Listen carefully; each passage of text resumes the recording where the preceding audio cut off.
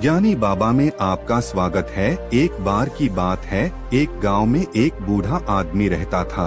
वो बूढ़ा आदमी अपने बेटे से बहुत परेशान था, क्योंकि उसका बेटा बहुत ही नालायक था, कामचोर था।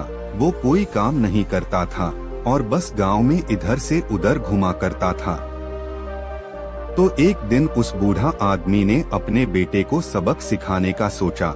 उसने अपने बेटे को अपने पास बुलाया और उससे कहा कि बेटा, घर के अंदर अलमारी में एक घड़ी रखी हुई है, तुम उसे निकल कर लाओ। लड़का घर के अंदर गया और उस घड़ी को मिलेगा सबसे तुम इस घड़ी। लड़का उस घड़ी को लेकर बाजार में चला गया। उसने बाजार में सभी लोग से उस घड़ी की कीमत पूछी।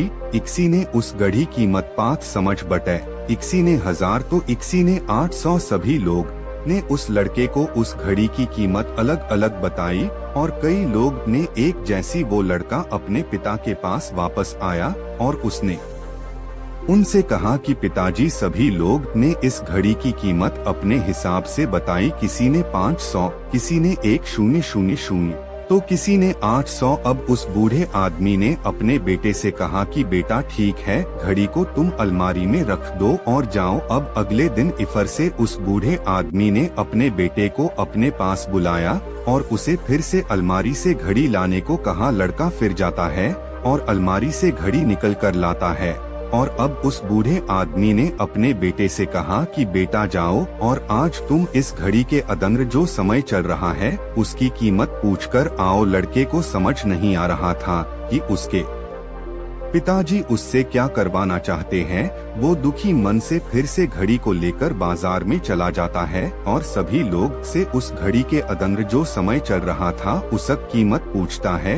लोग को लगता है कि इस लड़के की मानसिक स्थिति ठीक नहीं है। कल ये घड़ी की कीमत पूछने आया था और आज समय की कीमत। बहुत से लोग ने उसे भगा दिया और कुछ लोग उस पर हंसने लगे। अब लड़का परेशान हो जाता है और सोचता है कि ये मेरे साथ क्या हो रहा है।